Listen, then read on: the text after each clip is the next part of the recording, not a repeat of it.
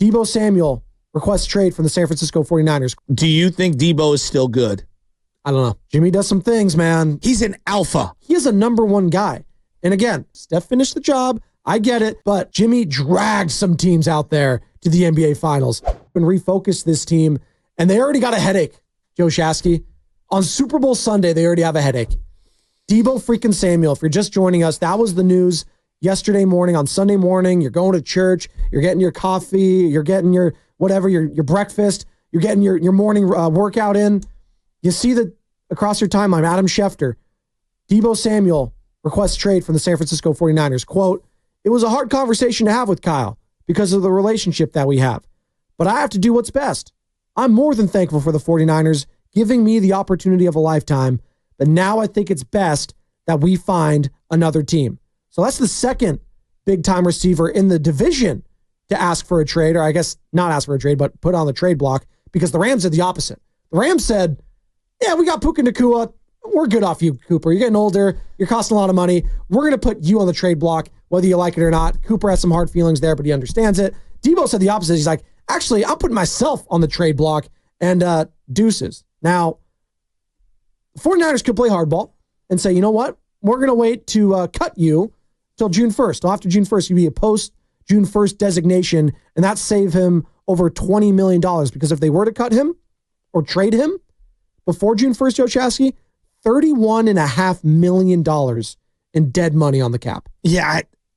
What are they going to do here? This is a very tricky situation. I don't think it's simple as just cutting him and move on and not wanting to deal with it. I understand that, because the last thing I want this year is more drama. Yeah, I don't want to linger. That's all it was last year, was drama, drama, drama since the Super Bowl ended. And the day the Super Bowl started, this season's becoming more drama-filled. But where the dead cap number is, whatever you're getting back won't help you until the following year, because the draft is in April.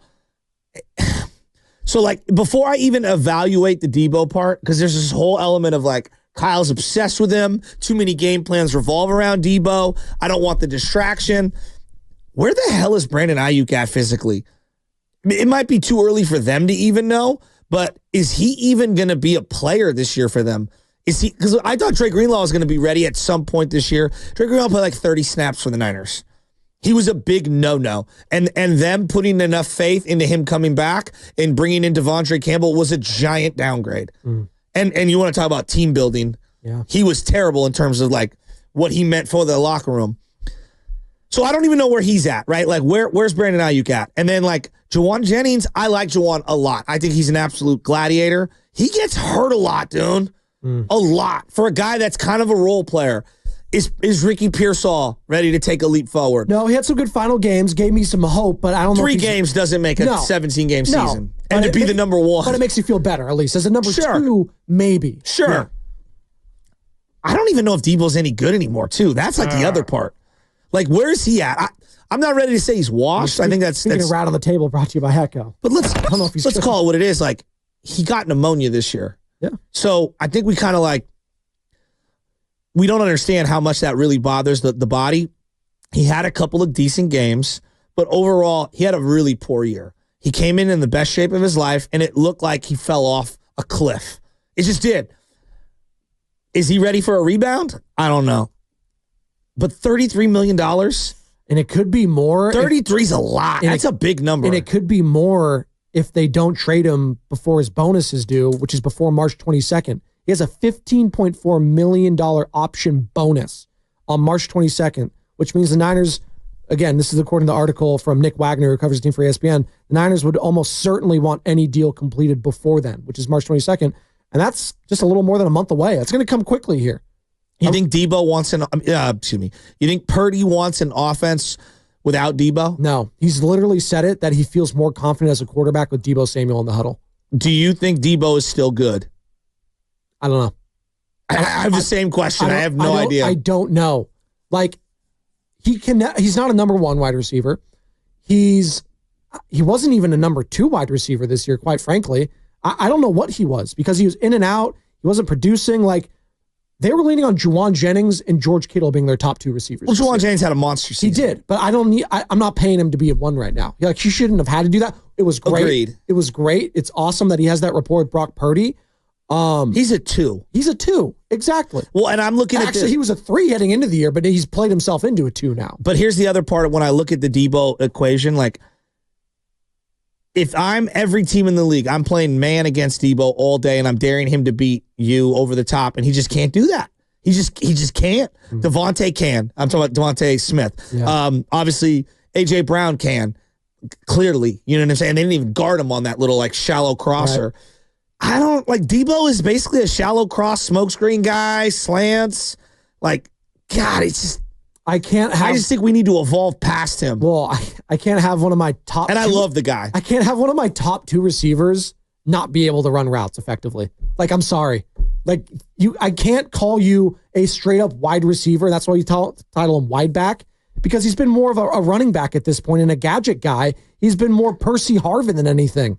Like, he hasn't been a wide receiver for quite some time now. And it's frustrating too, because if you're a player, whether it's in basketball, whether it's in baseball, whether it's in football, the great ones evolve their game over time. The great ones, you know, they lose a step here or there, like Jerry Rice. And again, the greatest of all time. He lost some speed. He lost athleticism. He never lost that route running ability, which is why he was open all the time. He put all that time and work into his body. That is why he's able to succeed at this level. Similar to LeBron, the greats. I'm not even going to go even there. Let me go to a guy, still a Hall of Famer probably, Davante Adams, who, Niners, I would be very interested in right now. Given all this Deebo Samuel stuff, be very interested in a guy like Davante. I'm going to tell you right now, I am all the way out on all Diva wide receivers. Okay. This is a run-first team. I need a guy that can run routes, though, and that guy can do it and still get open. I'm sorry. Like, he can. Joe. He's from Palo Alto. This team doesn't need more headaches. They need offensive linemen. If there are guys, like, for example, the guy for the Chiefs who got mauled yesterday, their left guard. If that guy's available, if this Dahlman guy's available. Smith? Is that who that is? Yeah. Smith? Like, they need to be spending their money and their resources on the trenches, not on diva wide receivers, not on T. Higgins, not on Devontae Adams. I want nothing to do with any more wide receivers. I'm out. I'm all the way out. You're not drafting them. You're not trading. No, you can draft them and they can be inexpensive. If your quarterback's going to be making a ton, you better get an offensive line that can actually protect him. Okay. I expect Shanahan to be able to scheme people open. Yes. I do not feel comfortable with my number 1 receiver next year being an aging George Kittle who just came off an incredible season, and Juwan Jennings potentially being my number 1. I just don't feel good about that if I'm trying to win a Super Bowl. Not when A.J. Brown and Devontae Smith are on the other side. Not when Amon-Ra St. Brown and Jamison Williams are in your conference. Not when, hell, scary Terry McLaurin all of a sudden and Jane Daniels look primed to be a 1-2 punch for the next 5 years. We did this last year with Brandon Aiyuk. I'm just the proof is in the pudding. The Niners can win games with average wide receiver play. They're not going to win. They're not going to win a Super Bowl like that, though. They're not. Look, we're not even close to that. If they do not get above average offensive line play, they're going nowhere. It starts in the trenches. I am so out on talking the wide receiver position on this team. They overspent on Aiyuk. It was a clear mistake. They regret it. They overspent on Deebo. I love Deebo. He was a great Niner. Like, I'm not bringing in another receiver. I'm not asking you to overspend. I'm asking you to sign a 1-year deal, prove-it deal to Davante Adams. I don't think it's that crazy. And yes, I would want Davante Adams because I know what he's going to give me route running the ball with a guy like Brock Purdy, who's great with the timing routes, who's a cerebral quarterback. I can't have Deebo Samuel be on this team next year. He's got to be gone. I don't think he's going to be. And again, can they get this deal done before March 22nd so they don't have to pay him another $15.4 million on top of whatever the cap it's going to be, 31.5, I guess. Richie Rich is in Livermore, Joe Shasky. Hey, Richie Rich. He wants to join the conversation. What's up, Richie Rich? You're on Spadoni and Shasky. What's up, my guys? Man, you guys hit Spadoni. You hit what I was saying. Check it out. First of all, man, let me say a few things. How the hell can you hate on that performance? Hey, I can't stand both teams, but the Eagles whooped their ass. They did. Mahomes look like Jimmy G with happy feet, and that's good. I'm so tired of seeing the camera go to Taylor Swift, Kelsey. Hey, you didn't see none of that BS yesterday. Why? Because they got their ass handed from start to finish. They did what they did. Hands off. Hey, you know what? Saquon's so humble, and Jalen, congratulations. I can't stand Big Dom, but they did what we could not do. They did what we could not do, period. But they put the blueprint how to kick ass, all right? And that gets me to the next topic. Look, you trade that first-round pick. Adios. You go get Myles Garrett 100%. On that defense, dude. You make that defense disruptive, and you do what you got to do. And then you don't start this season with the BS Deebo drama. Deebo, we love you. Adios, dude. You're gone. You didn't help us. Adios. Did he get dropped? That's Richie Rich. Richie Rich, great call. He went adios on us. Look, if you're going to make a big-time acquisition, like let's say it's a Myles Garrett, maybe Deebo's a part of that package. I don't know what his value is. We were kicking this around. Is he a fifth-round value in terms of like just straight up, right? I don't know. Is he going to want new money on any team that he gets acquired by? Whatever you get, you're not going to feel great as a fan, but you know what? I don't need that drama in the locker room right now. First and foremost, no doubt. I don't need that in my life. And I get what you're saying about Devontae. And listen, did it end well with the Raiders? No, it did not. Did it end well with the Jets? No, it did not. The Raiders and the Jets are the biggest dumpster fires in the NFL. I feel confident about what the 49ers are still as an organization, way more than those two franchises. The two Super Bowls that the Niners have been in, the two Super Bowls, it was defensive line, run the ball down a team's throat. Yes. Okay, so where does and I'm not saying wide receivers aren't important. They have their place. But like on this team, if we're prioritizing things and we're placing value in terms of draft capital and money, it's the offensive and defensive lines and defense in general are they're such a disadvantage right now for the Niners when I stack them up. Yes, of course, A.J. Brown and Devontae are awesome. But like if we were listing the reasons on why they won that Super Bowl, I don't even think that they're in the first 4 or 5 sentences. I think you're mishearing me. I'm not saying don't address those two fronts on the offensive and defensive side of the balls. I'm saying you could also still get Devontae Adams. Yeah, but Devontae's going to cost you $20 million. Maybe. We'll see what his market is. Maybe it doesn't cost that much. Maybe he takes a little bit of a discount because he says, you know what, the NFC, the AFC is really tough. I don't know. Let's go to the NFC. Yeah, you got the Eagles, you got the Lions, you got the Rams, but you know what? If Christian McCaffrey's healthy, Brock Purdy, if he is that dude I believe him to be, you know what? I think we could have fun. I'm going back home to Palo Alto. I'm right near there in Santa Clara. Like, let's go do this thing.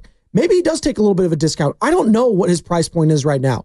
I know he's sniffing around the Packers. I don't know if the Packers want him to pair up with Jordan Love. You said Myles Garrett. Yeah, I'd love Myles Garrett. Bovada has the odds out right now. Again, they're odds. Who knows? What's it say? Bills 650, the favorites. Eagles plus 650, co-favorites. You got to beat the Eagles to go get them. Right? No, you have to. Him and Jalen Carter? Are you kidding me? Like, that would be would you be shocked if Howie Roseman did that too? Would you be shocked? No, because he swings big. Chargers are on there. Cardinals are on there. Hell, the Arizona Cardinals, for God's sakes, are on there. I don't even see look, Joe, the 49ers. You only have so much money, and you only have so much draft capital. And if Devontae, for example, is a guy that's out there and he could be honestly, I'd rather spend money on a Khalil Mack than I would a Devontae Adams. I would rather spend money on offensive line. Like they are going to have to pay the quarterback. That's going to hit their books at some point. They don't have a lot of money. All right, so you got to start playing this game, and you got to be calculated on the list of needs. Is wide receiver a need? Yes. But like 7th, D-line, linebacker, free safety, offensive line. These are all needs. I might need a running back before I need a wide receiver. I don't know where CMC's at, right? And like on this team, look, Devontae could help them conceivably in the red zone.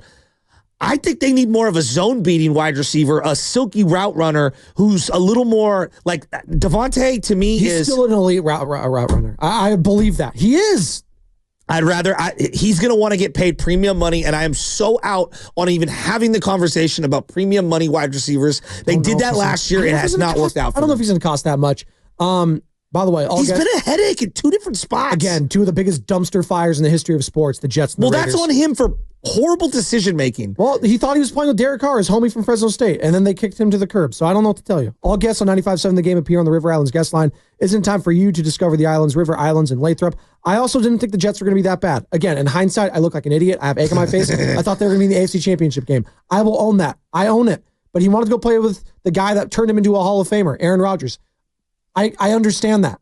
And the Raiders getting a 3rd-round pick by that trade, by the way, is looking great. You know I love it. I love drafts. I love trades. I love acquisitions. I love coaching them up.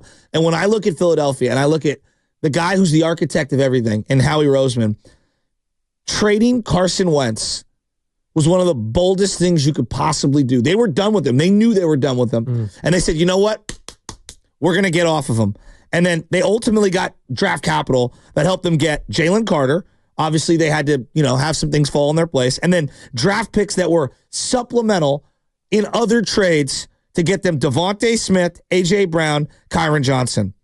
And then the second round pick they used, obviously this year, Cooper DeJean, who, Niner fans thought he was theirs for a couple of minutes. And he makes a big pick six. It was just an incredible play. That is a testament to building through the draft and via trades. And then they signed one of the greatest free agents of all time. Reggie White, to me, is number one. Deion's pretty close second. I'll go Tom Brady in Tampa, but there you go. Won a Super Bowl his first year, MVP. And so did Reggie White. Reggie White was the most dominant player on the planet. He's not the greatest quarterback ever. Continue. Okay. But Reggie White's pretty much known as one of, especially at the beginning of the salary cap era, one of the greatest players. He won Defensive Player of the Year. Reggie was unbelievable. Very good player. And I look at what's his face? Saquon Barkley having one of the greatest seasons of all time. He broke. There's like no other way around. He broke Taylor L. Davis's all-time rushing yards. If you count regular season and playoffs combined, he broke that. Didn't even play well yesterday. And really, that was the Chiefs heading into that game. They said, you know what, Jalen, we're going to dare you to beat us throwing the ball. And he did that. Dime to Devontae, dime to A.J. Brown. Early on a 4th and 2, 4th and 3, they go deep. Ticky-tack foul call there. They did a makeup call the next drive, too, when there was probably not going to be, I don't know, who was it? McDuffie, whoever it was, the DB for the Chiefs, hitting Goddard in the helmet. I don't know. There's some ticky-tack foul calls early on in that game. But I think I'm most pleased with, we're not talking about the refs today. Because that felt like a game. I was ready to. It felt like we were going that to. OPI. Early on. I was like, what are we doing? The offensive pass on. And it was actually reminiscent of the George Kittle one. Which is ridiculous. One of the worst calls in Super Bowl history. That went the Chiefs' way, right? And we were all saying, oh, here we go again. It's actually Jimmy's greatest throw ever as a Niner. So good, right? No one ever talked. No, I'm serious. It was like a 65-yard perfect dime. Right. And then you get, obviously, the John Lynch timeout. Anyways. Jalen Hurts, Super Bowl MVP, and A.J. Brown was the difference maker in that. And it brings me to this real quick, and we're going to get to this at some point in the show today, but we saw Deebo Samuel wearing an A.J. Brown jersey just the other week, Joe Shasky. You had some thoughts on that. And the news of the morning yesterday was via Adam Schefter, and this was the quote, what Deebo Samuel told ESPN's Adam Schefter, quote, "It was a hard conversation to have with Kyle because of the relationship that we have, but I have to do what's best. I'm more than thankful for the Niners giving me the opportunity of a lifetime, but now I think it's best that we find another team." On the day that we see the Eagles celebrate a Super Bowl, they lost Kelsey, the center. They lost Fletcher Cox, one of the great defensive tackles. Hassan Reddick. Have you even heard that guy's name anymore? Wow, I didn't even think of him. You forgot about him because he was the Jets first and foremost. I look at this and I say to myself, Niners, this offseason, the number one task isn't just acquisitions and getting the D-line right. No drama. So if Deebo is going to, before the season is even ready to kick off, the offseason, to talk about where he's going to go, again, going back to decisive moves of Pontius piloting yourself and wiping your hands clean. Going biblical. The way that Carson Wentz, see ya, get out of here. I love Deebo. I don't want to kick him on the way out the door. I do think that there's a level of disrespect that I've seen on Deebo Samuel that online is just not real. I just think real Niner fans, we like Deebo a lot. He brought us some great memories. But if this is the way it's going to go down and you're going to basically say, hey, I'm seeking a permission for trade, and sayonara. I just, this whole entire offseason, I don't want Brock drama. I don't want Deebo drama. I don't want any drama. I want everyone singularly focused on trying to do exactly what the Eagles just did, which is go from a team that was falling apart at the end of the year to a team that looked completely different by midseason. Well, it's funny you say no drama, right? And shout out to those watching on Twitch, Twitter, and YouTube, brought to you by Golden State, serving the Bay Area for 3 generations. When you succeed, we succeed. Visit goldenstatelumber.com. We got the knockout tournament giveaway. We got the Slam Dunk in Vegas giveaway. We got a pair of Stephen Curry shoes we got to give away at some point. Some sick ones, and we'll get into that a little bit later. So all that happening today, 888-957-9570. But it's funny you say you don't want the season to start with drama in the offseason, because the Philadelphia Eagles season started with drama. We had the head coach and the quarterback at odds. It felt like we were a couple weeks away from Nick Sirianni getting the axe. Is it Jalen Hurts? Is it Sirianni? This, that, and the other. I mean, hell, in the Super Bowl when they had like a 3-score lead, I couldn't believe that. A.J. Brown going I at the head coach for some reason. I don't know what was going on there. Then he scores another touchdown. It's all hunky-dory. They go up, 34-0, and that was all she wrote. The game was over. I've never seen Patrick Mahomes look more flustered in a pocket. Well, since the last time he lost the Super Bowl, when Tom Brady was also the quarterback, and Tom Brady obviously in the building last night alongside Kevin Burkhardt for Fox Sports. We can get into his performance yesterday as well. Some mixed bag. I thought he was whatever. But overall, just it's funny because you watch it because you know the Chiefs, you know Patrick Mahomes, and watching the game. What point did it get to you, Joe Shasky, when you could finally tell yourself, okay, now the game's over? Because for me, I know Patrick Mahomes so freaking well that I'm like, I know it's 24-0, but I did not think it was over until the beginning of the fourth quarter. Okay, thank you. That was about when I said too. I still said with a couple minutes left in the third, I was like, maybe they got a chance. And then, you get the fumble. He gets absolutely obliterated in the face. They didn't call what should have been a personal foul in that play. I was like, okay, now it's over. But here's the part, like for Niner fans. Zach Bond's pick. I mean, there were some crazy plays. Like Cooper DeJean, pick six. He's 22 years old. He's turned 22 yesterday on a pick six. Unbelievable. It was an incredible play. But happy birthday to him and Saquon. It's just sad, I think, for Niner fans because we had opportunities to beat a different version of the Kansas City Chiefs twice.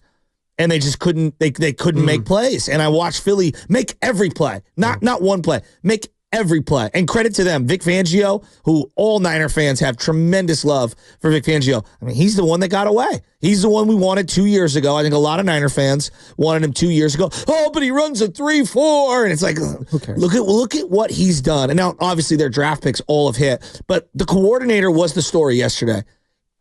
The Chiefs couldn't move the ball.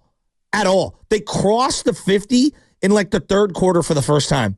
I couldn't believe it. They couldn't move the ball. No. There was nothing they could do. Again, the final score doesn't do it justice. No, it was complete domination. Absolutely obliterated. Like that, again, it could have been another 50 burger as the Eagles put up 50 on the Washington Commanders a couple weeks ago. This could have been another 50 burger. Philadelphia was just the best team they're the best team all year. It's inarguable. It's inarguable. And listen, credit to the Chiefs. I mean, they went for a three-peat, man. Like that's difficult. You saw Chris Jones battling that knee. Like there is some significant wear and tear, and I'm very curious to see where this team goes going forward. Because listen, you got Patrick Mahomes, got Andy Reid. It's the same way I'm going to treat it with Belichick and Brady. You get that respect. They're in on everyone. I mean, it's like exactly. They're going to be in on Micah Parsons, Max Crosby, even though I would never see the Raiders trading there. Myles Garrett. I think they're going to be in on DK Metcalf. They're in on everyone. And any combination of guys, like we all thought DeAndre Hopkins was washed. Now it ended up in the Super Bowl. He was washed, but he was good for them this year. He's talking like smack after the game about the refs. I was like, please, I do not want to hear any Kansas City Chief talking about the refs after a game like that when the refs did nothing but try to help you early on in that game. Kelsey looks completely cooked. He looks cooked. He was dressed like a 1970s porn star. I didn't know what was going on there. He's trying to like attract all the Swifties. Travis Digler? Yeah, exactly. That's exactly what it was. I don't know what that was. And by the way, it's just shout out to those watching and texting us on the text line brought to you by First NorCal Credit Union for a low rate auto loan. Apply online or just ask for First NorCal Finance at the dealer. Joe Shasky, we got a caller from Philadelphia. I don't want to hear from them. You sure? I'm dead serious. Are we sure? Yeah. I kind of want to hear from John in Philly. Let's see what he's got. Let's hear from John in Philly. Oh, God. What does he got? Hey, John, how you doing, bud? Have you slept? Johnny. Doing waking up this morning in San Francisco. Oh, you are? What's it like waking up? Oh, we're in San Francisco. Doing? I'm doing great, actually. Yeah, I'm not in San Francisco. You're doing good? That's good. Yeah. Yeah. I hate the Chiefs. I'd be happy. Like, you guys are witnessing a dynasty, so it's a good day. It's a good day for you. You guys are done. Debo's fat. It's over. You're going to lose Trent Williams. It's done. You guys are done. All right, cut them off. I don't need. Just enjoy your Super Bowl. That wasn't even that good. I mean, how would you like to wake up and just think about us? Well, like, talk about living rent free. I mean, Jesus Christ. Well, don't ever do that again, Sam. Don't ever put some moron Eagle fan who lives in his mom's basement who can't even get his connection right. All right, Debo's been fat for multiple years. It's okay.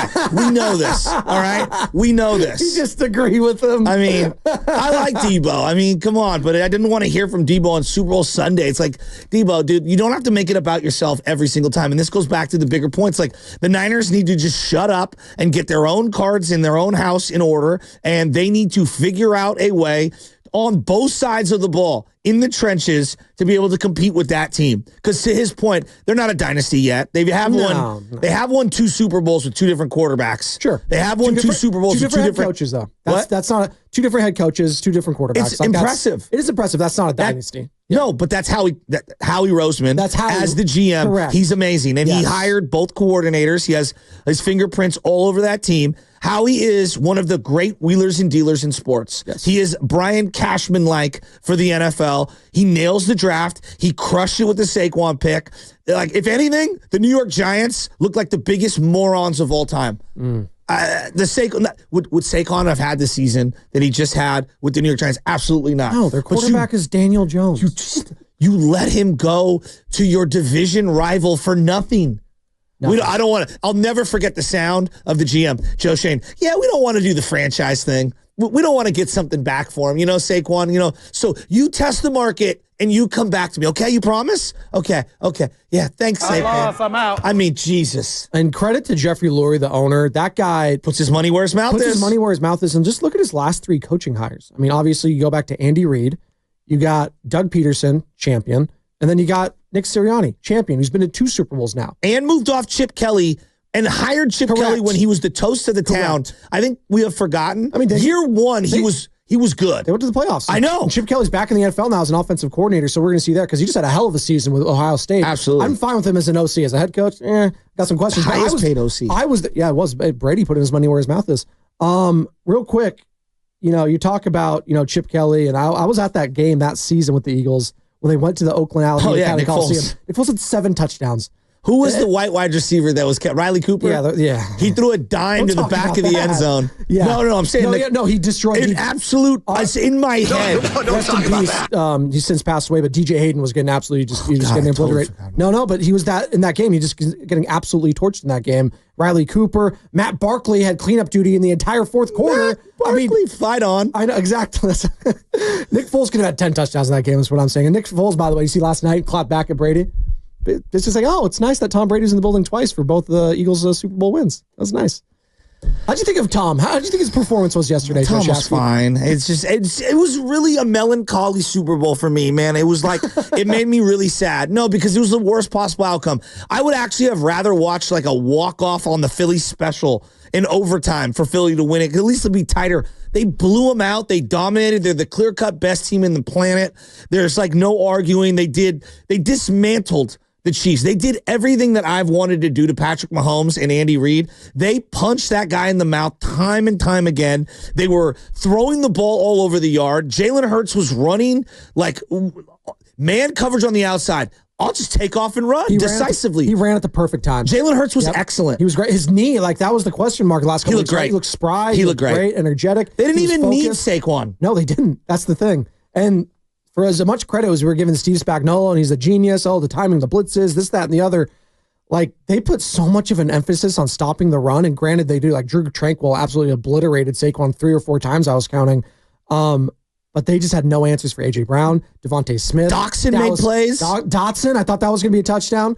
Goddard made plays. Goddard, and then the little scat back action, if you want Kenneth Gainwell in there. Yeah. They were all making plays yesterday. And Jalen Hurts, his timing routes, specifically with A.J. Brown, were just incredible. Can the Niners, get back to this point? What did the Eagles do? They went back after getting humbled in the first round of the playoffs last year against the Tampa Bay Buccaneers. They got humbled. They went out and had some hard decisions to make. You alluded to it. Jason Kelce, he retired. Fletcher Cox hangs him up. Hassan Reddick, I'm going to hold out. All right, we'll trade you to the New York Jets. They had a lot of question marks on that team. Obviously, the head coach and the quarterback. They just had to get rid of their, offensive and defensive coordinators. And you bring in Vic Fangio, you bring in Kellen Moore, who's going to be the head coach of the New Orleans Saints probably. So he gets a Super Bowl win in that building, and now he's going to be the head coach in that building for the next season. That's pretty freaking cool. And then they hit on Quinyon Mitchell and Cooper DeJean, who had the pick 6 yesterday. It was very reminiscent of the 81 Niners, where they drafted 3 different guys in the secondary. Right. And all of them looked like they were going to be studs. No one knew Ronnie would turn into Ronnie, but like all of those guys were hits. And look at Cooper DeJean making that play in that moment. And he's a great punt returner, very reliable. Quinyon Mitchell's a stud. And then Jalen Carter looks like prime Warren Sapp. Let's just call it what it is. Jordan Davis, Josh Sweat. Are you kidding me? And he's doing the Sweat celebration where he's just wiping it off his helmet. I was like, that's pretty badass. No, it's awesome. I mean, that defense. And then Bond coming out of nowhere. Yeah, no one knew who that guy. I didn't know who that guy was. Did you know who that guy was a year ago? He was all pro this year. No, not a year ago, I don't. But I know this year he's been an absolute baller. But to your point, no one heard of him prior to this. No one. And then Niner legend, Oren Burks gets his ring after getting absolutely destroyed by Travis Kelce in the fourth quarter in overtime last year. Oren Burks, who made play after play in the playoffs for this team, gets a ring. It's just hard for me to but the Niners had so many chances in the last 15 years to win one. Yeah. And I'm watching that game and I'm just like, God, it kept in the building where the lights went out and they couldn't stop freaking Joe Flacco and Anquan Bolden, who was just taking Chris Culver's lunch money. Jacoby Jones, RIP. Oh, God. Well, Bruce Miller was held. But, God, it was just the absolute what? He was. Okay. You think I'm joking? No, he probably was, but they wasn't called. That's just fun. It's just funny that you remember that. I remember all of them. I know. We're up against it. Joe Shasky, 888-957-9570. Michael James fumbling. Oh, tough Randy scene. Moss not going after that interception. I mean, just Randy. It was good to see Randy on the broadcast. Oh, it was great. I just make a play, dog. Yeah, for sure. I'm the greatest wide receiver of all time, Super Bowl week. No, you're not, dude. There was a little too much talking that Super Bowl week. You play for the Niners. No, you're not. Safety on roads and freeways starts at Valvoline Instant Oil Change. Joe Shasky, your 15-minute drive-through oil change. Bitter. Here are your thoughts on the Super Bowl, your thoughts on the Eagles winning it. Do you feel some type of way about the Eagles winning in the fashion they did against the Kansas City Chiefs? Were you rooting against the Chiefs? Are you feeling great about Patrick Mahomes not completing the three-peat? Or are you saying, man, Nick Sirianni, is he officially better than Shanahan? Is Jalen Hurts, is he a top 5 quarterback in the NFL? I'll say this about Jalen. Good for him. Like, as much as I'm sure you hate Philadelphia, you hate all the fans, and I love Jalen Hurts. I love what he stands for. I think he's a good person. I think he does look great in the community in Philadelphia. I love his mindset. He's a no-nonsense guy. Yeah. I don't think I've ever seen him smile in my entire life. Even when his girlfriend or wife, whoever it was kissing him yesterday, didn't even want to smile. He has such a good mentality and a great mentality that I want my quarterback to have. Some people say he pouts. Some people say he's just the same guy throughout. He kind of has, not to this degree, he kind of has a little Eli Manning in him, where nothing seems to faze him. His temperament is perfect for that city. Correct. Given how hot and cauldron the media is. Correct. And, I feel like he says more often than not the right things. They're always going to pick apart his words. I mean, we're in the media. We do that all the time with players and coaches, et cetera. But that relationship between him and Nick Sirianni, it never wavered. And you know what? He is a Super Bowl champion and a Super Bowl MVP, and no one's going to be able to take that away from him. Yeah, he's a top 10 quarterback. I always thought when push games to shove, and Chasky, I've been telling you all postseason long, there's going to be a game where he's going to win it with his arm. I don't know when it's going to happen, but it's going to happen. And this was the game that he did it, but he won with his legs as well. Here's Jalen after the game talking about not the offense, but his defense. I think number one, defense wins championship. Defense wins championships, and we saw how they played today. We saw the difference they made in the game, and they gave us opportunities, gave us short fields, and we're able to do what we do. Brought to you by Golden State, serving the Bay Area for 3 generations. When you succeed, we succeed. Visit goldenstatelumber.com. That defense, again, did not blitz one time. Not one time. They sacked Mahomes 6 times. Josh Sweat, he had 2.5 sacks. Milton Williams. Who? Milton Bradley? No. Milton Williams, 2 sacks. Jordan Davis got a sack. I mean, it was a sack party, baby. Getting back to Jalen Hurts, I mean, his story is a tremendous one. You're probably going to see more and more guys bouncing around schools. Like Jaden Daniels is a great example. He played at multiple schools because of NIL and the transfer portal and everything. But the way it went down for Jalen Hurts was so... it was cruel. I mean, he basically got his job taken away by Tua, and then Tua got hurt. He came back and won a game and has been class personified the entire way. I think a lot of people, myself included, didn't think he was even a quarterback in college. And then he goes to Oklahoma and just completely resurrects himself as a passer. Gets drafted, I thought, way too high in the 2nd round. Didn't even know what position they were going to... I didn't know they were going to try to keep him as a quarterback. Because remember, at the time, they had Carson Wentz. Yep. And all he's done is basically just shut up all the doubters like myself.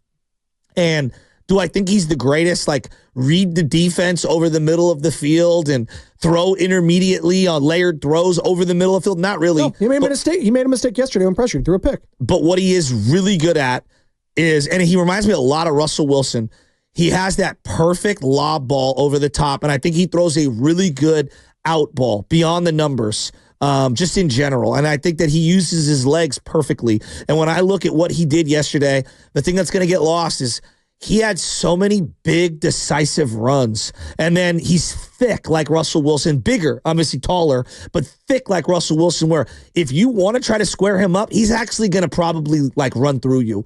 And he's just a stud. I mean, he played really, really good yesterday. And he just wiped away the narrative of, if you lose the Super Bowl on your first appearance, you can go back and win it. He's the first guy that's done that. Yep. And so the same with Sirianni. I mean, that was never done before. When you lose to that same coach and team in the Super Bowl, when he goes back, I mean, like Kyle Shanahan, chances are you're not going to win it again. But the thing that I noticed with him is that he's been in so many high-pressure big games, going back to Bama, going back to Oklahoma. There's something there. Like, he doesn't look rattled. We've now seen him in multiple NFC Championship games. We've seen him in multiple Super Bowls, and he doesn't look like the moment is too big for him. He always looks like he's in complete control. He may not make great plays on every single drop back, but he's just he played brilliantly yesterday. And so, like, the question that I keep coming back to is like, all right, could I see Purdy playing a game the way he did yesterday? Boy, I mean, he's had some big playoff moments, Purdy. I'm not here to deny. But the way that Hurts used his legs yesterday, that's an element. I just don't know if Purdy's got that in the bag. He has the ability to scamper around and run, but I don't think... move laterally. To the extent of a Jalen, that burst, I don't think so. I mean, you've seen Jalen's legs. That's what I'm saying. That can squat like 800 pounds. That's why the tush push works. I know you hate it, but it works so well. And you saw the Bills fail on this because Josh Allen, to his credit, he's a huge but he doesn't get low. He doesn't have the lower body of a Jalen Hurts that can just push. And you got Dallas Goedert and Saquon just getting cheek to cheek, hand to hand, pushing them forward like that. It's incredible. Now, maybe now that the Chiefs have actually won the Super Bowl, the Eagles, have won the Super Bowl, maybe they do away with the tush push. We'll see. But real quick, we got Oreo Cookie, who we heard on the rejoin. He's going to be taking part in the knockout tournament, Joe Shasky. He wants to join in the conversation. What's up, Oreo? You're on with Spadoni and Shasky. Hey, good morning, fellas. Hey, it was good to see the Chiefs are human. So that was good to see yesterday. But before I do get to yesterday, hey, man, there was some good vibes on Saturday in Chicago, wasn't it, man? People smiling. Jimmy. You know, man, buckets, baby. But I do have a stat for the Super Bowl that I hope the 49ers are paying attention. You guys said it earlier that Mahomes did not get blitzed. Now, there's 6 quarterbacks in the Super Bowl that did not get blitzed. All 6 quarterbacks lost, meaning they got the pressure with the front 4, meaning we need to rebuild our front 4 and let our back, do what they do. Because I think that's our ticket. If our defense is good, we can stop anybody. Purdy, bring him back. Debo, nice to know you. You don't want to be here. Peace out, buddy. Yeah, Oreo, to me, it's straightforward, no drama, just no drama. And that's why, to me, the number one move is like, if Max Crosby, Myles Garrett, even if any of those guys, Micah Parsons, if any of those guys is available and realistically you can execute a trade, I trade whatever I can for them. You need to find a way. You go Bosa and Myles Garrett, and then you just figure out the rest through the draft. I think you have to go get an established pass rusher. Yes, obviously rushing with 4 and being able to drop back and sit into those gaps, that is a huge element. Spagnuolo did it with the New York Giants way back in the day. We've seen the blueprint time and time again. Pressure with 4 without having to blitz and then picking and choosing your spots is absolutely the number one thing. But it's also the offensive line. Like the Niners need to upgrade their offensive line. Center wasn't good enough. I didn't think right tackle was good enough. I think left guard is still a question mark.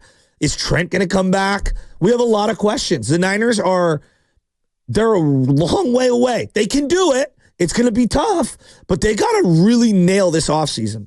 You look at what the Eagles did last year as you're listening to 95.7 The Game, KGMZ FM and HD1 San Francisco and Odyssey Sports Station, always live on the free Odyssey app. We've been talking Super Bowl We're going to pivot here on the other side, get into some of this Deebo Samuel stuff. Deebo Samuel on the morning of the Super Bowl telling Adam Schefter, deuces to the 49ers.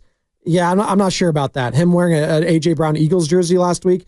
Yeah, I'm kind of done with this guy if I'm a San Francisco 49ers fan, which sucks to say because he's been, as you said, an all-time Niner, but he's going out like an all-time kind of, I don't know.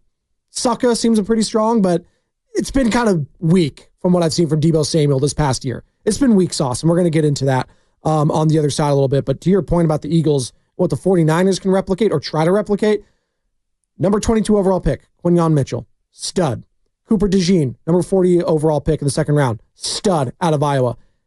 Jalix Hunt, outside linebacker out of Houston Christian University. I don't know where. They got him in the third round. He had a half sack yesterday. He was in the backfield a bunch. I even heard of that guy. Will Shipley, their backup running back. He was doing some stuff in the NFC Championship game. I feel like there's been a Shipley at Texas for the last 2 decades. Forever. Is that just me? No. It's a great point. There's like 1,000 Shipleys. Jeremiah Trotter Jr. in the 5th round. God, I remember his dad on those Eagles teams, right? In the Super Bowl against Tom Brady, in the likes of Donovan McNabb and company. So, like, there is a blueprint. It's just going to take a hell of a draft, I think. They need to do more than just the draft. You have to sign some people too. But it starts there. Yeah, no doubt. Because those are going to be the cost-controlled guys that you are going to have to nail. That's why it sucks right now if you're a Niners fan, because the Eagles have all those guys under cheap contracts relatively. They got Jalen Carter. They got Jordan Davis still. They got Quinyon Mitchell. They got Cooper DeJean, Jalix Hunt. They got all these guys. Oh, Jason Kelsey. Oh, Fletcher Cox. Oh, Hassan Reddick. I see you later. They didn't skip a beat. They got Jalen Hurts locked under contract. They got A.J. Brown locked under contract. They got Devontae Smith locked under contract. They did all the right things the 49ers didn't do. They righted the wrongs that all the Niners wronged and not righted, right? Like that's kind of where we're at. And that's why it feels like, I keep going back to what Steve Young said last offseason. God, it feels like they missed their window. Oh, they did. That's why you think it was so bittersweet watching that game. Like, I've wanted to see the Chiefs lose forever. And then it's that team that dismantles them that way. Like, no, like, I'm sorry. I hate the Eagles too. So it's just like, look, good for them. They deserve it. They're a dominating champion. It's really hard to swallow that if you're a Niner fan. It just is. This is just the worst possible outcome. They made the most of all their opportunities. I'm really happy for guys like Big Dom today. I mean, doing it for the Paisans. Oh, God, why are you doing this? He deserves it. Great guy, stand-up individual. He's an Italian. He was there protecting his coach late in that game when he was doing the scrum. God, I wish that Dre Greenlaw just slapped him across the face. Well, he probably just hurt his other Achilles if that was the case. Nick Sirianni, what's up, man? This is the ultimate team game. You can't be great without the greatness of others. Great performance by everybody. Offense, defense, special teams. Howie getting us the guys, our coaching staff, these great players. We didn't really ever care what anyone thought about how we won or their opinions. All we wanted to do is win. That's why we listened to my prerogative a little bit when we were after some wins. But thank God. Thank you, Jesus. You can come back with my prerogative, Bobby Brown? That's Nick Sirianni. Super Bowl champion. Again, exactly. See, Super Bowl champion, and that's the part. It's like, God, how many people have you Shanahan doesn't have one, and this guy has one. Well, I was going to say, if you polled people at the start of the season, if they even put it out there, Shanahan come off a Super Bowl loss, but if you're trying to build a team right now, would you pick Kyle Shanahan or would you pick Nick Sirianni to start a franchise? If I'm allowed to hire his coordinators for him. Well, no, he got rid of 2 coordinators and brought these guys in. Howie got rid of his court. No, that's what happened. We just had Baldwin last week and said his coaches love playing for him. Okay, that might be, but Howie hired those coordinators. It's written all over the New York Times. It's up to Nick Sirianni to put his coordinators in positions to also win and put them in spots to be successful, right? Look, he has the Super Bowl, so right now he's going to have the upper echelon. I think we're still drastically underrating Nick Sirianni at this point. I think it's undeniable. What does he do? What does he do? He wins Super Bowls. What does Mike Tomlin do? He goes to the playoffs every year.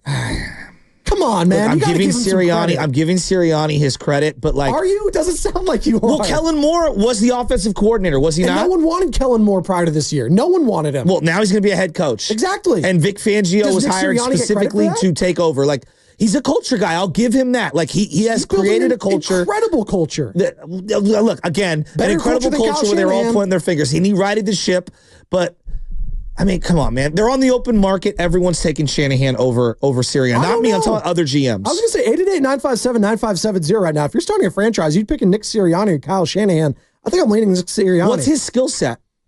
He puts people in positions to succeed. And you know what? He has the pulse of that locker room. And you know what? His team didn't look tight yesterday. I know that. That I will give you. His team did not they look were tight. prepared to play. They looked loose. They looked great. They looked energetic. Vic he wasn't Fangio crying in the national anthem. Vic Fangio played the Super Bowl loss to the Ravens to his team. Talking about his Niner, when he was the Niner defensive coordinator. He played that entire loss, and it was dead silence in the room. Like, God, that made me angry. Just give him some credit. Nick Sirianni. It's a hell of a job. Like, I know it sucks to say because Kyle Shanahan has gotten close twice, just like Nick Sirianni. But Nick Sirianni was able to slay the beast this time around. And maybe there is something to be said. I mean, we talk about Chiefs fatigue. Maybe the Chiefs were fatigued at that point. Like, we talk about the Golden State Warriors in their run, how hard it is to three-peat in any sport, let alone football, which has never been done with the Super Bowl. Like, Chris Jones, his knee was just, it wasn't the same. Travis Kelce looks like a shell of himself. Patrick Mahomes looked unsure early in that game. Maybe there was a part of that too, where it just, you know, the Eagles are catching them at the perfect time and they were exhausted. Now, you can always do, what the Bills have put up a better the performance. Eagles, they deserve all the flowers this morning. Again, but to me, like, and Joe, I know you're trying to make a point on Sirianni. And look, he's got the Super Bowl win. Kyle doesn't.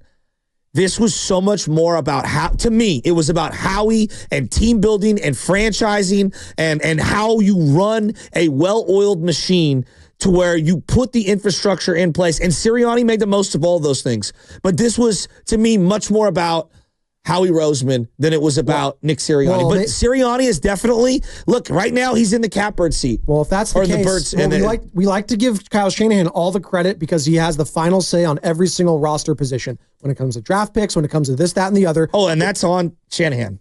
That's on Shanahan. Maybe if you're giving all this credit to Howie Roseman, maybe it's a good thing that Nick Sirianni doesn't have that also on his plate. Well, they're two different jobs. Well, and I've been saying that I don't think that Shanahan should have full autonomy on all the draft picks. If you look at it, the Niners nail their mid to late round picks. And why is that? Because he has less of an emphasis on those picks. And I think he should, concede some of his control. Like there's not a doubt in my mind. Look at what happened with the Josh Dobbs, Brandon Allen thing in terms of the backup quarterback. Like, a lot of people within the team and people covering the team thought that Josh Dobbs should have been the backup. He played Brandon Allen in that game. We saw what Brandon Allen looked like. He was hell-bent. I'm talking about Kyle himself. Now, on some level, when you're the play caller, I do kind of think that you have a feel for what you're looking for. So I'll listen to you on the quarterback. But everybody there was telling him, bro, go with Josh Dobbs.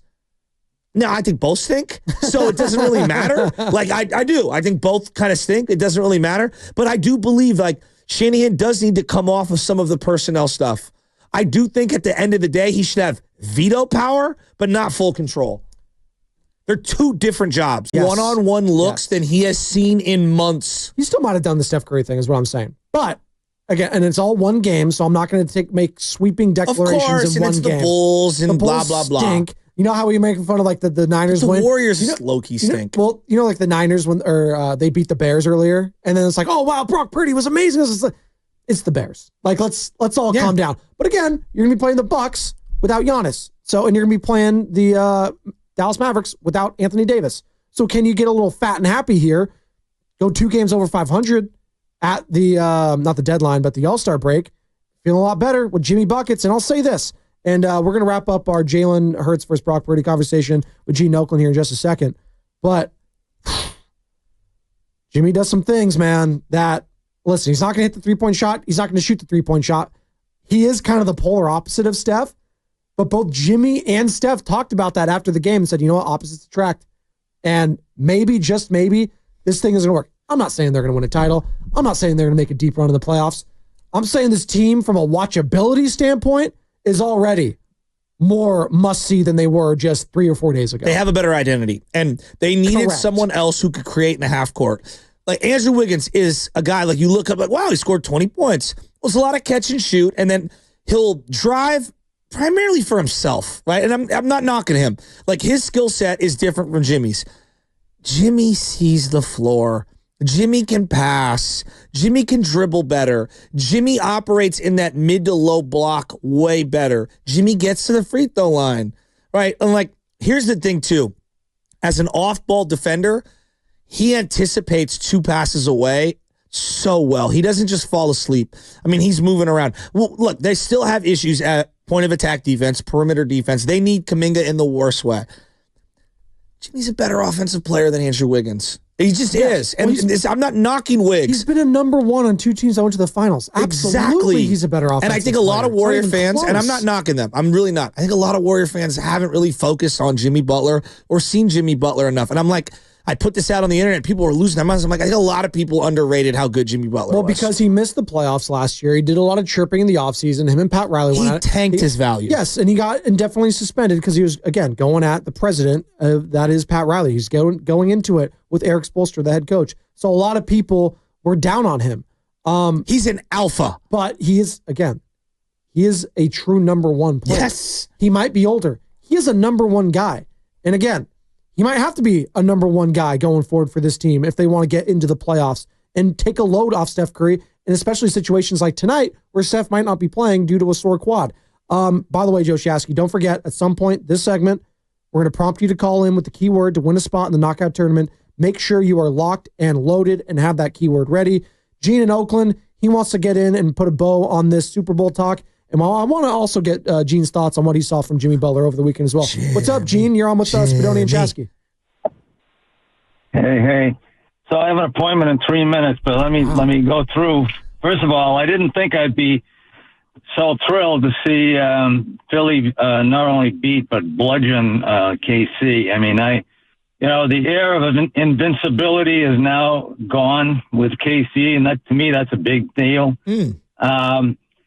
Sure, we're going to have to deal with Philly fans for a while, but I think it was worth it.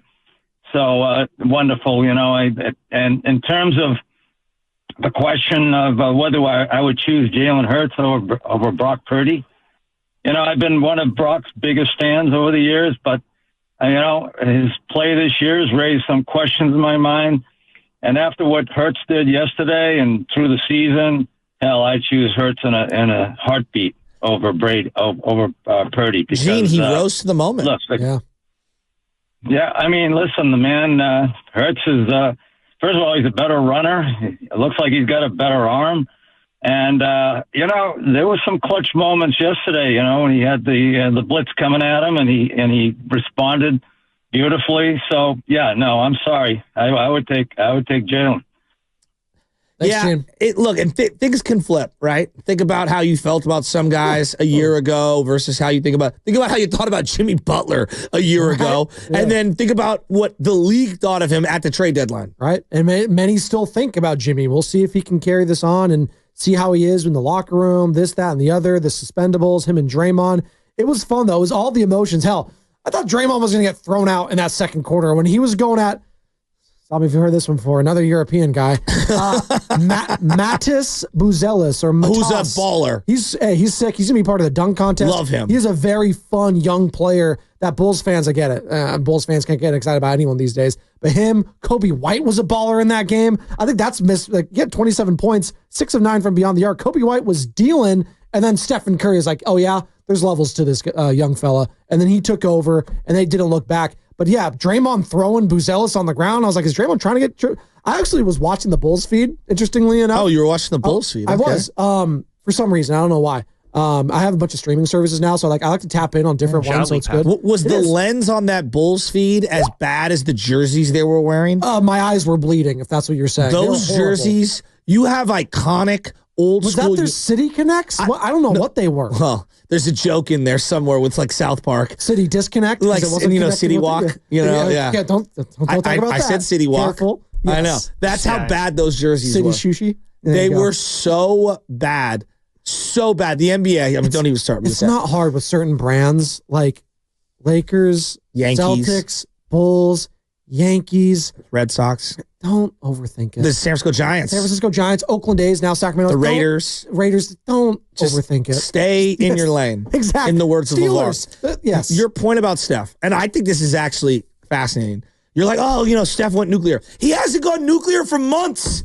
He's been going up against double and triple teams. He's excited. For months. The blueprint is out. We are going to literally double you on every possession. And the first 15 to 25 minutes of him and Jimmy on the floor together was like, all right, we got to kind of figure it out. And then there was a little bit of balance, and all of a sudden Steph got one-on-ones like he has not. Now, we'll see if that sustains. But to me, it was directly correlated to Jimmy being on the floor simultaneously with Steph Curry. Not for the entire stretch of him going nuclear, but for a lot of it, yeah. I did put a lot of finally you get an alpha that commands coverage below the three-point line, and that just changes the geometry of the defense. And I thought they were directly correlated to two. Jimmy being on the floor, Steph going nuclear. Well, Jimmy Butler after the game, Warriors' own Jimmy Butler is going to be some getting used to here.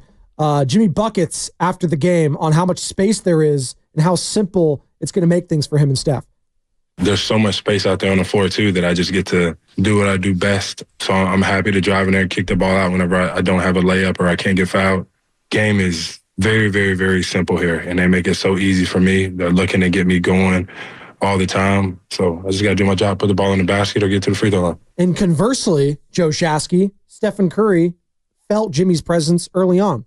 Yeah, you play against him, he's a guy that you have to worry about at all times. And he can dominate a game in a lot of different ways. I'm sure from a vocal standpoint, he's still getting comfortable. We were still having a good conversation on the sideline, trying to figure stuff out. Not trying to overcomplicate it either, but for him, he made his presence felt across the board. And having played against him, seeing the success that he has had as a winner, there's a reason he's been to 2 finals. There's a reason, he has the reputation that he has. And again, 1 game, great start. I just like the different look he provided for sure. He can beat a guy off the dribble. He can lean on him and then do the little fadeaway. He gets to his spots. There are the elite all-time type players, and he's, tick below than this guy, Kevin Durant. He's going to go to the Hall of Fame. Yeah, but they get to their spots, and then they either get their own or they set up for others. Yep. And he does that all the time. How many times did he back a guy down and they couldn't send that double and triple team over to him? Mm-hmm. Because you have to honor Steph. Yep.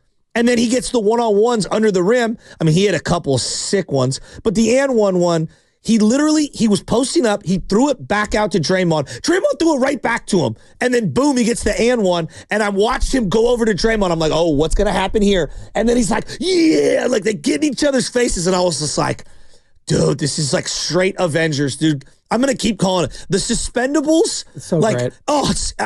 They were fired up. Then they cut to commercial. I don't know. Somebody called timeout, and it's Curry and Butler on the bench.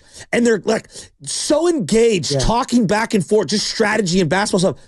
And the smile on both of their faces, they look like they were in basketball nirvana just by playing together. I think Warriors fans were also smiling at home after. Well, they weren't in the second quarter, and then in the third, everything changed and flipped, and they had big smiles everywhere. 25 points in his Warriors debut.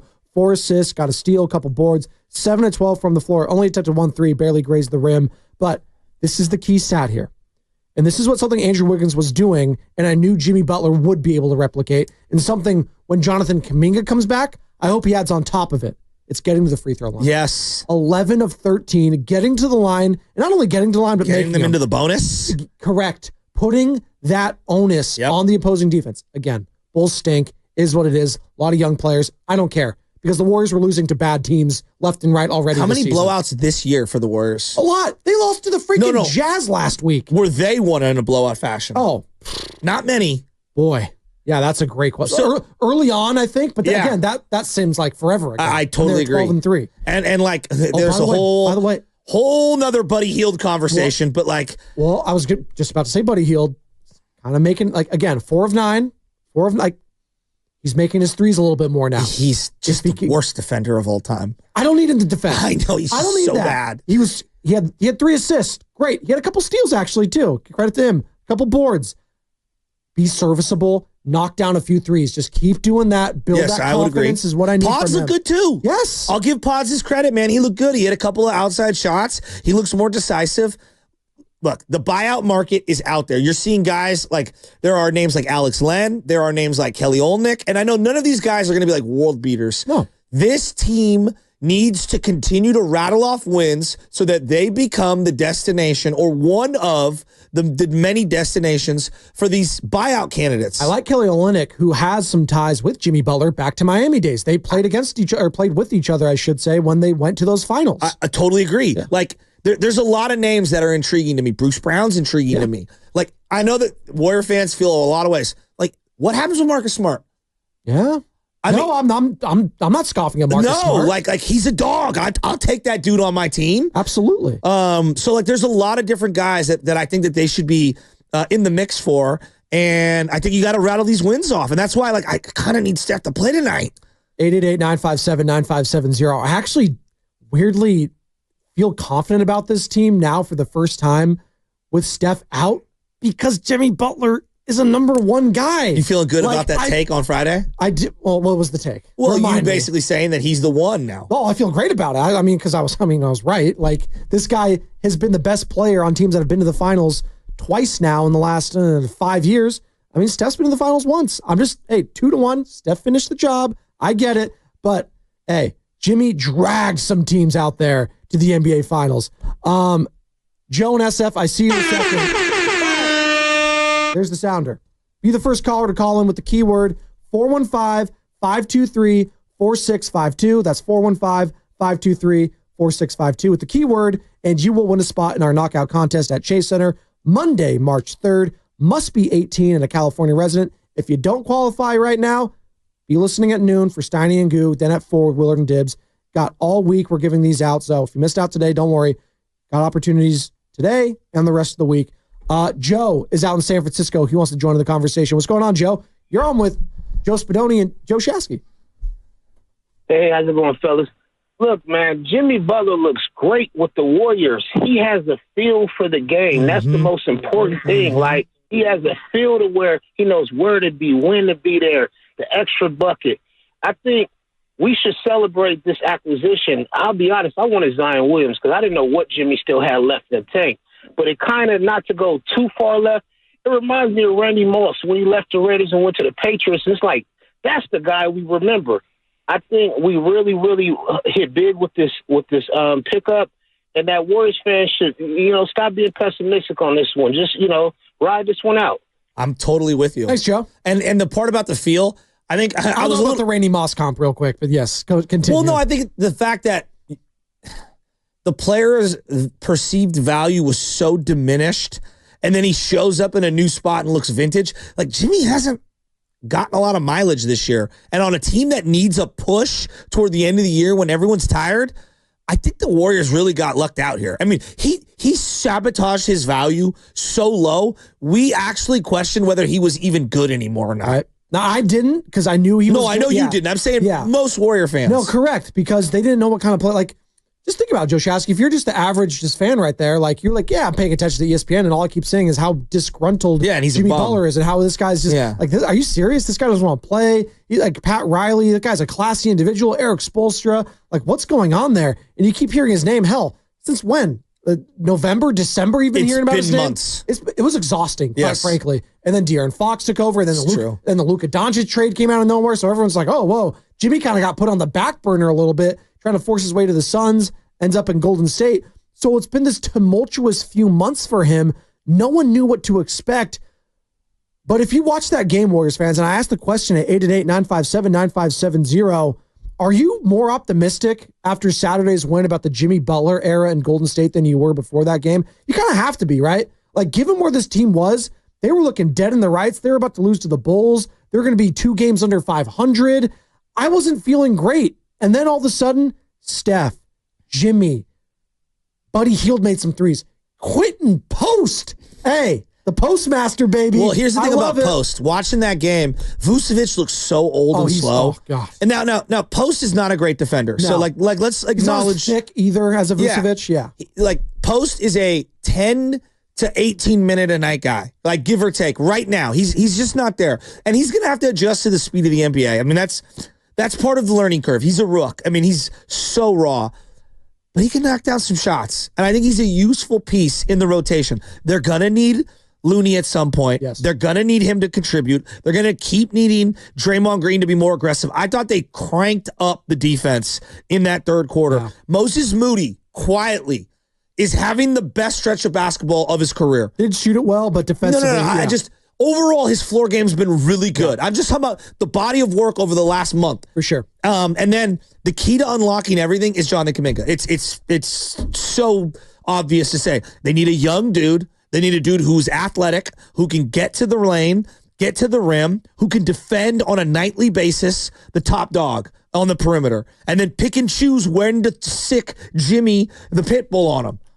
What was refreshing to see a lot, too, was when the Bulls were making their run and they were using their athleticism, they were using their youth, the Warriors countered, and they used their IQ to their advantage. I saw a lot of undercutting and stealing the ball. Yeah. I saw a lot of that from Pajemski, Draymond, Jimmy Butler. They were getting active, and then you saw the Bulls do what the Warriors have done, but traditionally don't. It's the Bulls panicked. They were a younger team. They did. That's usually us. Well, that's what I'm saying. It usually is. But I saw a young team panic. Yeah. I saw a team that said, no. We got to keep going fast because this is slipping away. Instead of calming things down, going slow and methodical, which is what's going to be great with Jimmy Butler when he has to play with a lot of these young guys like tonight, where Jimmy has to be that guy.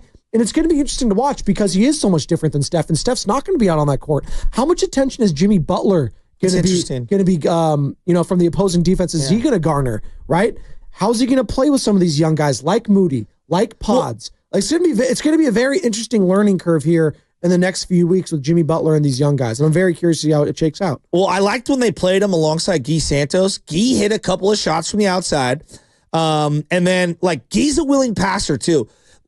To me, Guy, this is going to be a weird analogy. Smooth like butter. He reminds me a lot of when they had Matt Barnes the first time during the We Believe era.